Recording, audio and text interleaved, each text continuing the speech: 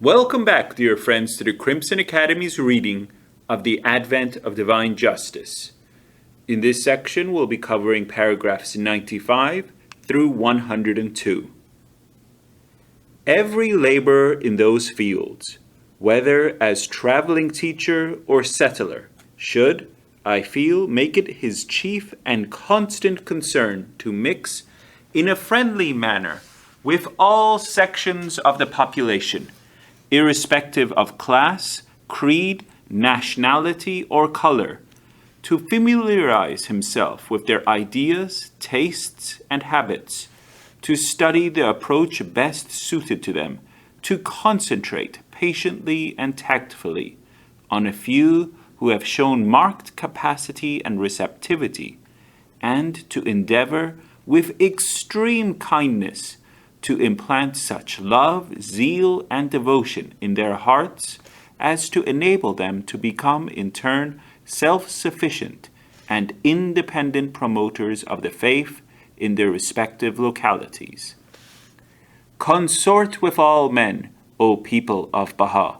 is Baha'u'llah's admonition, in a spirit of friendliness and fellowship. If ye be aware of a certain truth, if ye possess a jewel of which others are deprived, share it with them in a language of utmost kindliness and goodwill. If it be accepted, if it fulfill its purpose, your object is attained. If anyone should refuse it, leave him unto himself, and beseech God to guide him. Beware lest ye deal unkindly with him. A kindly tongue is the lodestone of the hearts of men. It is the bread of the Spirit. It clotheth the words with meaning. It is the fountain of the light of wisdom and understanding. An effort, moreover, can and should be made, not only by representative Baha'i bodies, but also by prospective teachers, as well as by other individual believers, deprived of the privilege of visiting those shores or settling on that continent, to seize every opportunity that presents itself to make the acquaintance and awaken the genuine interest of such people who are either citizens of these countries or are in any way connected with them, whatever be their interests or profession. Through the kindness shown them, or any literature which may be given them, or any connection which they may establish with them, the American believers can thereby sow such seeds in their hearts as might, in future circumstances, germinate and yield the most unexpected results. Care, however, should at all times be exercised, lest in their eagerness to further the international interests of the faith, they frustrate their purpose and turn away through any act that might be misconstrued as an attempt to proselytize and bring undue pressure upon them, those whom they wish to win over to their cause. I would particularly direct my appeal to those American believers, sore pressed as they are by the manifold, the urgent and ever-increasing issues that confront them at the present hour, who may find it possible, whatever be their calling or employment, whether as businessmen, school teachers, lawyers, doctors, writers, office workers, and the like, to establish permanently their residence in such countries as may offer them a reasonable prospect of earning the means of livelihood. They will be their action, be relieving the continually increasing pressure on their teaching fund, which in view of its restricted dimensions must provide, when not otherwise available, the traveling and other expenses to be incurred in connection with the development of this vast undertaking. Should they find it impossible to take advantage of so rare and sacred a privilege, let them, mindful of the words of Baha'u'llah, determine each according to the means at his or her disposal, to appoint a deputy who, on that believer's behalf, will arise and carry out so noble an enterprise. Center your energies, are Baha'u'llah's words, in the propagation of the faith of God. Whoso is worthy of so high a calling, let him arise and promote it. Whoso is unable, it is his duty to appoint him who will in his stead proclaim this revelation, whose power hath caused the foundations of the mightiest structures to quake, every mountain to be crushed into dust, and every soul to be dumbfounded. As to those who have been able to leave their homes and country, and to serve in those regions, whether temporarily or permanently, a special duty which must continually be borne in mind devolves upon them.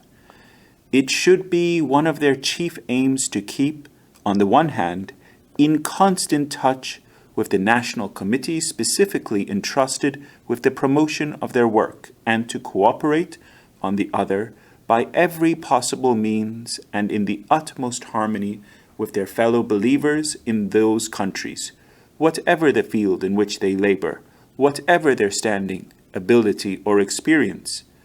Through the performance of their first duty, they will derive the necessary stimulus and obtain the necessary guidance that will enable them to prosecute effectively their mission,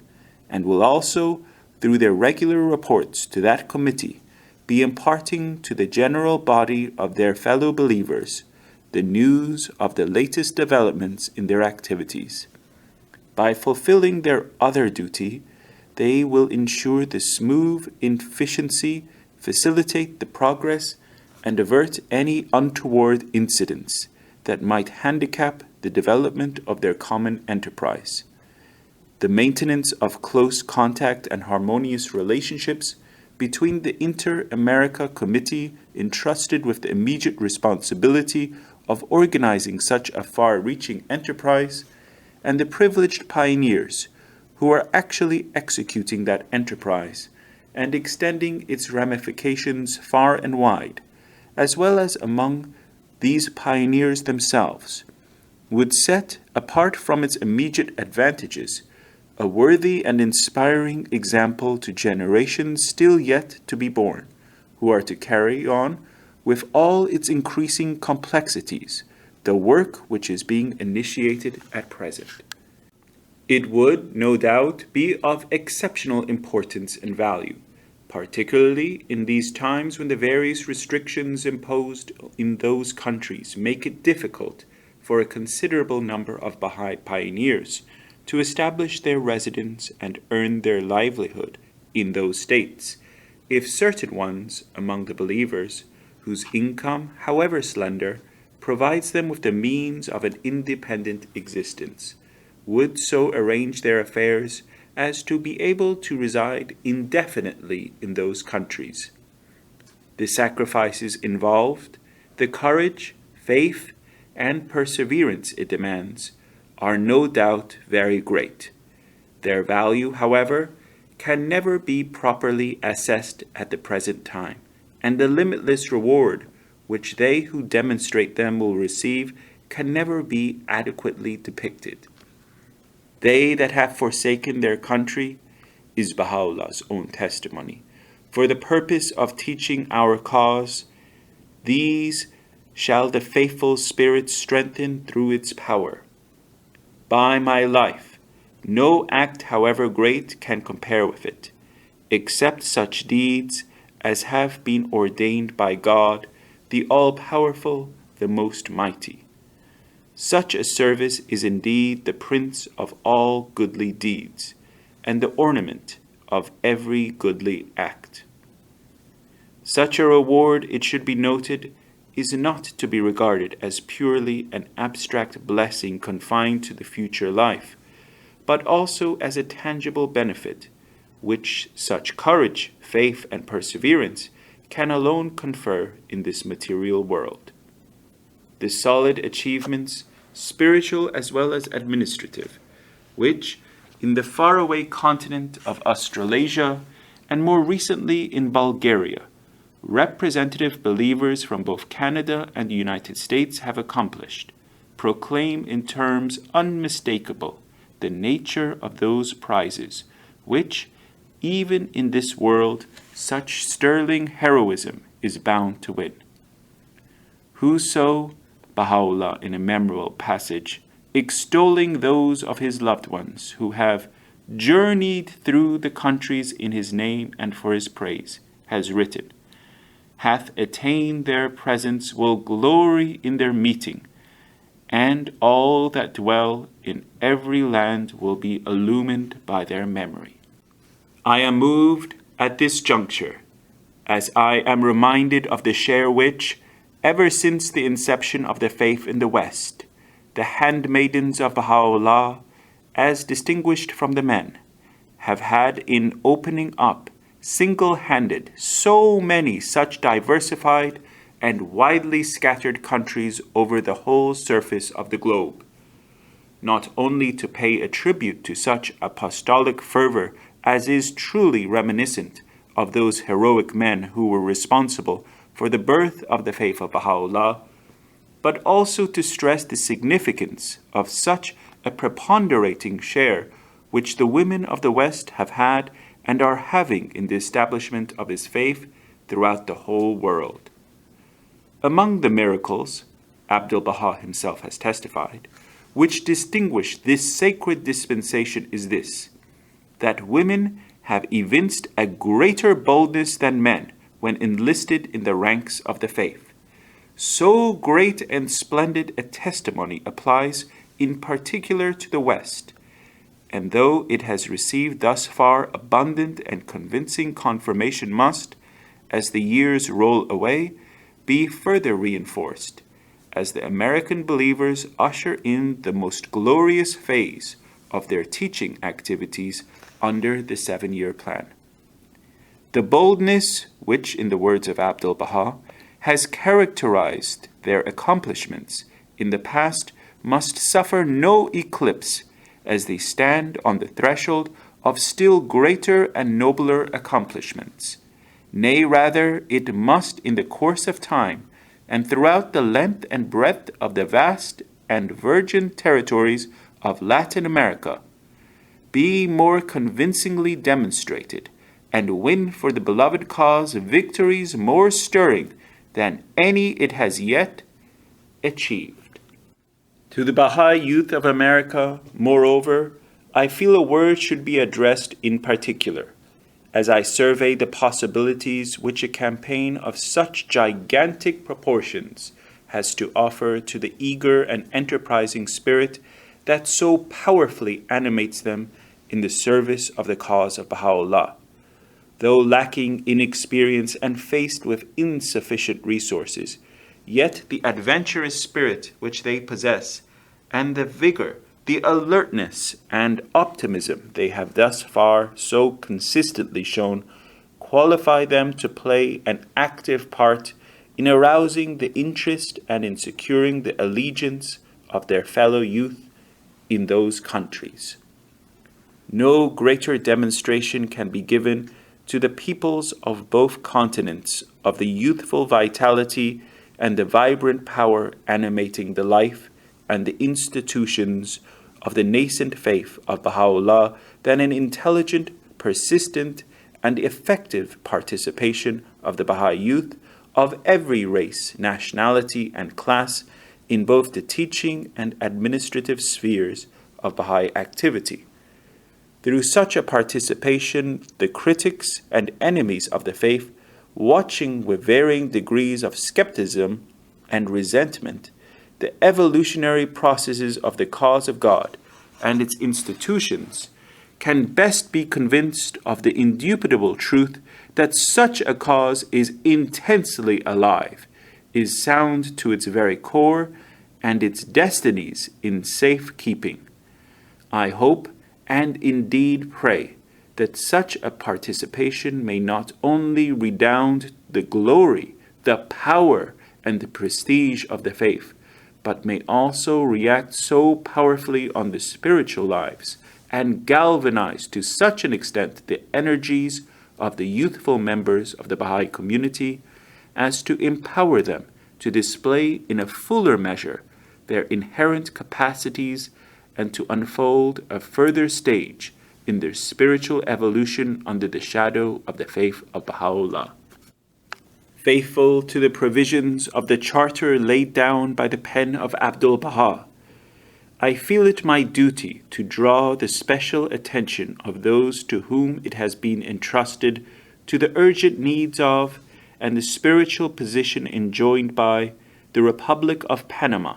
both in view of its relative proximity to the heart and center of the faith in North America, and of its geographical position as the link between two continents. All the above countries, Abdul-Baha referring to the Latin states in one of the tablets of the Divine Plan, has written, have importance, but especially the Republic of Panama, wherein the Atlantic and Pacific Oceans come together through the Panama Canal. It is a center for travel and passage from America to other continents of the world, and in the future it will gain most great importance. Likewise, he again has written, Ye must give great attention to the Republic of Panama, for in that point the Occident and the Orient find each other united through the Panama Canal, and it is also situated between the two great oceans. That place will become very important in the future. The teachings, once established there, will unite the East and the West, the North and the South. So privileged a position surely demands the special and prompt attention of the North American Baha'i community. With the Republic of Mexico already opened to the faith, and with a spiritual assembly properly constituted in its capital city, the southward penetration of the faith of Baha'u'llah into a neighboring country is but a natural and logical step, and should, it is to be hoped, prove to be not a difficult one. No efforts should be spared, and no sacrifice be deemed too great, to establish, even though it be a very small group in a republic occupying both spiritually and geographically so strategic a position, a group which, in view of the potency with which the words of Abdul-Baha have already endowed it, cannot but draw to itself, as soon as it is formed, the outpouring grace of the Abha kingdom, and evolve with such marvelous swiftness as to excite the wonder and the admiration of even those who have already witnessed such stirring evidences of the force and power of the faith of Baha'u'llah. Preference, no doubt, should be given by all would-be pioneers, as well as by the members of the Inter-America Committee, to the spiritual needs of this privileged republic, though every effort should, at the same time, be exerted to introduce the faith, however tentatively, to the republics of Guatemala, Honduras, El Salvador, Nicaragua, and Costa Rica, which would link it in an unbroken chain with its mother assemblies in the North American continent. Obstacles, however formidable, should be surmounted. The resources of the Baha'i treasury should be liberally expended on its behalf, and the ablest and most precious exertions should be consecrated to the cause of its awakening. The erection of yet another outpost of the faith in its heart will constitute, I firmly believe, a landmark in the history of the formative period of the faith of Baha'u'llah in the New World. It will create limitless opportunities, galvanize the efforts, and reinvigorate the life of those who will have accomplished this feat, and infuse immense courage and boundless joy into the hearts of the isolated groups and individuals in the neighboring and distant republics, and exert intangible yet powerful spiritual influences on the life and future development of its people.